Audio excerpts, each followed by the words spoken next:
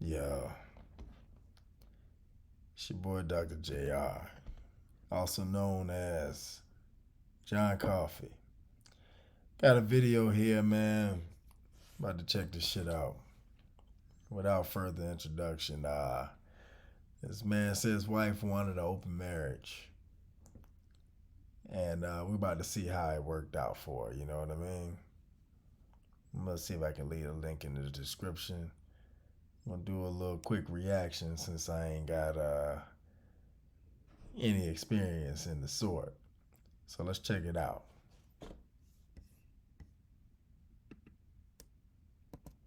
Hey, hey, hey. Time for another out of this world story from our space. Communication is key. Two people can be in the same relationship and yet see it in two different ways. Today on our space, we learn that we must communicate even if it's uncomfortable or uneasy. First up, some things are better left unopened. As I promised, the whole story. I was married for 2 years at the time. Wife is a serious TikTok junkie, sends me at least 20 a day. We were both in our early 20s.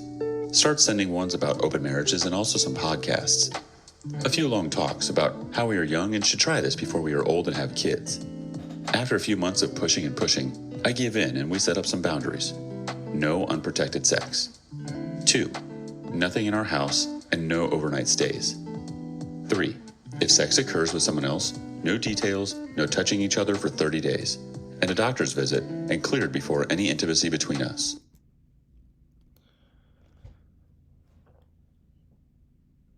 And you believe that shit?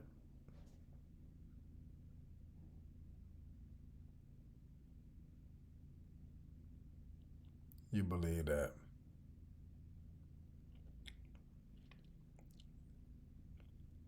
I'll hold off my opinion. Let's just keep looking. We open our marriage. She starts going on dates on Friday nights. I work anyways. I get home normally around 10 p.m. For the first year, it was kind of fun. She goes out on a date. By the time I get home, she's already home or getting home at the same time. She tells me what they did on the date, and she jumps me. They're just dates, no sex or intimacy. During this first year, I myself go on 3 dates. Each one goes the exact same way. They find out I am married, and it is not what they are looking for. It was nice meeting you. After 3 dates, I quit. And you believed it.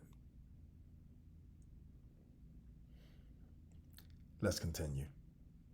Then, one Friday night, she doesn't get home till like 3 a.m. Comes in, makes a joke about being too sore and tired for anything, sees some hickey marks on her chest and thighs. Not going to lie, was hurt and upset by this.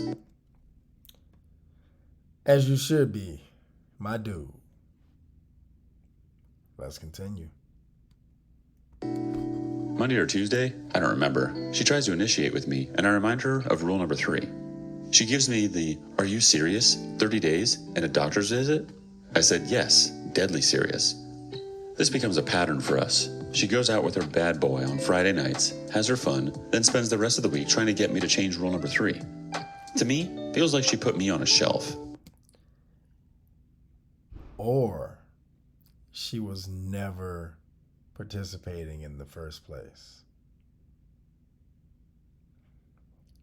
You allowed your wife to convince you that you guys have an open marriage.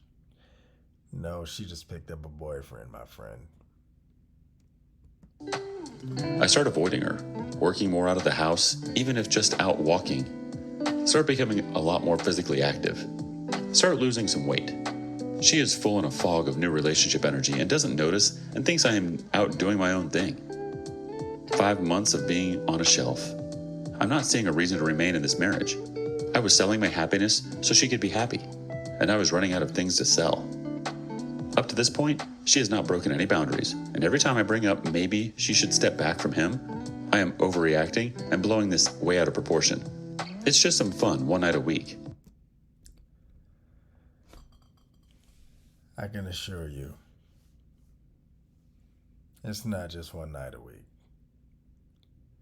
You messed up when you entertained the idea of allowing someone else to enter your wife Let's continue.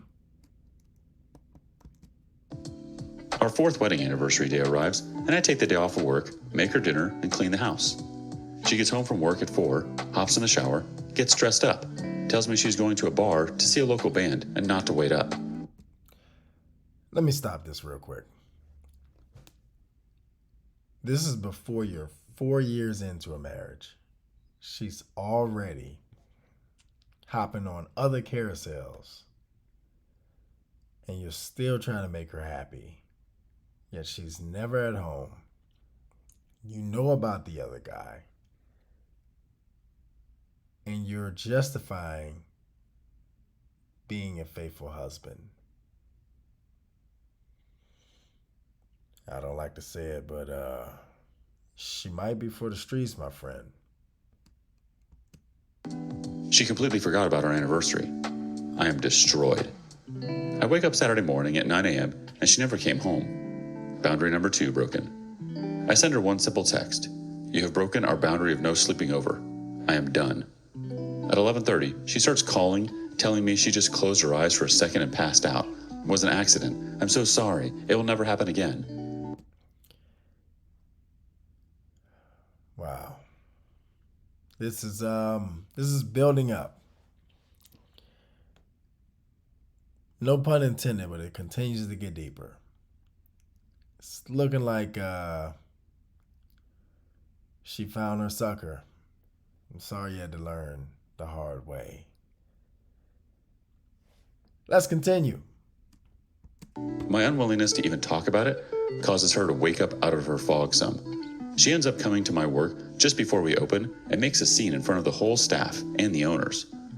I'm finally able to calm her down enough, and she leaves. I promised on Sunday we can discuss it. I get home from work Saturday night, and she once again tries to have sex with me, and I again tell her rule number 3. She then tells me that she will no longer be seeing him and wants to close the marriage and work on reconnecting with me. Seems she freaked out when she woke up there, got my texts, and he made fun of her, and she realized how much of an a-hole he was. She tries every... So she does it again.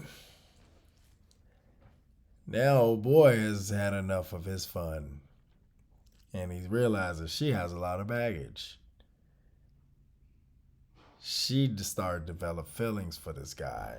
The only reason her feelings were hurt about him being a quote-unquote asshole. All this energy should have been going to her husband, but yet I guess she wanted to have her fun, her cake and eat it too, as the expression goes.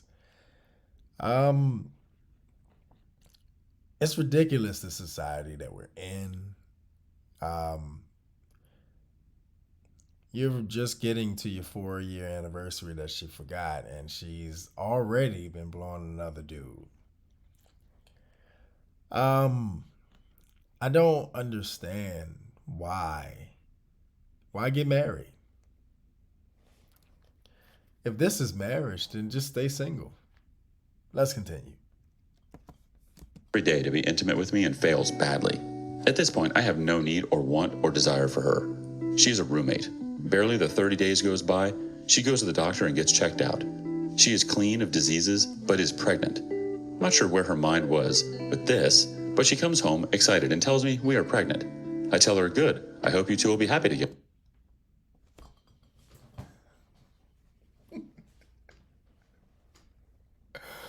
Savage. He already know what it is. That is not my baby. This dude has been inside you for however long now. This story is so toxic, I lose track of how long she's been cheating on you while you let her. But at least you had the sensibility to know that that is more than likely not your baby.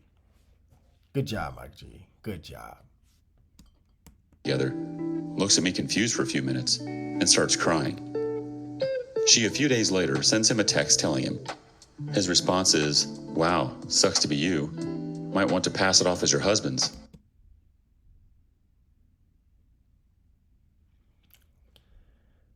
And now, reality's starting to sink in. It's not fun unless the homies. Well, we ain't gonna go there. So apparently, both guys know what time it is when it comes to her. She just thought she was just gonna have a little innocent fun, a little extra meat to go with her side of meat. Because the husband clearly became the side dude. And now she wants somebody to feel sorry for her. And it seems like the error in her ways is catching up. You have a baby, you have a hurt husband, and the side dude is done. You see this situation all too much. Too many times. You're sitting there, maybe just you feel like something's missing. Maybe your friends are having fun. You might have friends that are in this lifestyle and it looks enticing to you. You might see that lifestyle as something you're lacking. Husband might just work and come home, play the game or something like that. That might be boring to you. Instead of reaching out to another dude, just go ahead and just step in front of that game with nothing on, with a plate of his favorite food, and proceed to use that energy that you used on Chad over there. Use it on that husband. Surprise him. Fuck his world up. I'm talking about do all that nasty shit your homegirls was doing on all these random ass dudes. Do that shit on your husband and blow his fucking socks off. And now you got about to be on Maury Povich. This ain't looking too good for you, sis. But your DM's about to blow up after this. Laters. I filed for divorce soon after. She starts Your DM's about to blow up after this. doing anything and everything to change my mind about the divorce, make promises, begs, pleads, offers everything under the sun asking for a chance to fix us. I am polite and nice about it, but not having any of it. I'm stuck living with her for a while until our lease is up. We fall into a new pattern. She tries to be intimate with me, I turn her down, she gets upset, I go for a run. My resentment of her is growing just like her baby bump. 3 weeks ago, she comes in my room to talk. She brought home pizza for dinner. Starts with how being pregnant she is, super horny all the time, and tries yet again to have sex with me. I, at this point, am running out of politeness.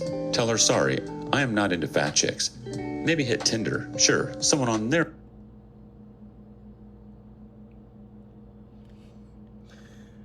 My dude has reached wit's end. He's had enough.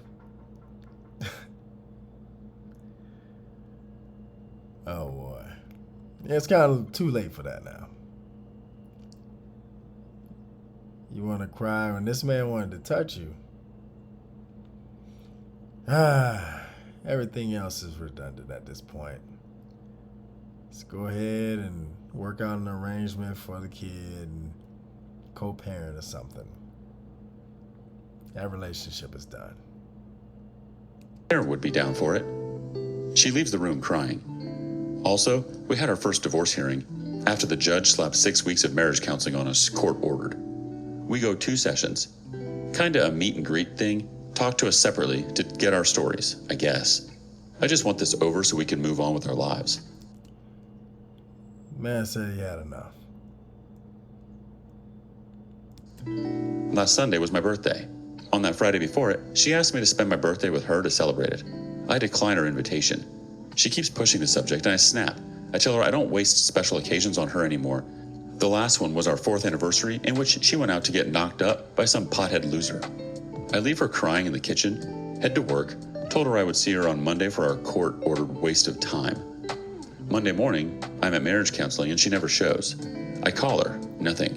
Call her friends, nothing. Call her parents. She got arrested Sunday morning for DUI and reckless endangerment, and they are on the way. I offer our house for them to stay at. I have a couch at a friend's house. My lawyer goes to the judge and expedites things. My divorce finalized this past Friday. Yesterday, I helped them pack some of her stuff, and today, going to help them load a U-Haul they rented. Wow. You're a good dude. You're a real good guy, man. Whoever you are, I don't know if this is the guy who's reading it. Man, you still helped out? Hey, man, you're a good guy, man. There's still a few good guys out there. You're going to meet somebody, but, man, we're going to pause it right here. So basically, this is the classic adage of nice guys finish last. See if I can leave the link in the description. You can go ahead and check out the rest of this. It looks like it's some more stories on here. This is a situation where he decided to take his balls and leave them at his mom's house. Anytime your woman is asking for space, anything like time apart, see other people, she was already seeing that dude. And when you found out that it wasn't as easy for you as it was for her, because they have more people trying to fuck them than you have fucking you or wanting to. Lack of a better way of saying that. So basically, she wasn't happy. She thought that putting her legs in the air was going to fill that void. But she had some deeper rooted issues that she didn't want to address. And she thought that she could fix that by having meaningless sex with a stranger. Hopefully she gets the proper counseling needed because she didn't show up to the marriage counseling. Otherwise, she finds another sackless soul to suffer through that. And one of these days, she'll be able to reflect on her life, and hopefully it's not too late. I wish both of you the best. Everybody that's tuning in, watching this, y'all go ahead, like, subscribe, share this with your friends and family. Check out the merch, check out TikTok. We're going to have plenty more of this stuff coming for you. I want to appreciate everybody for tuning in. It's Dr. JR, aka John Coffee, signing out. Peace, family.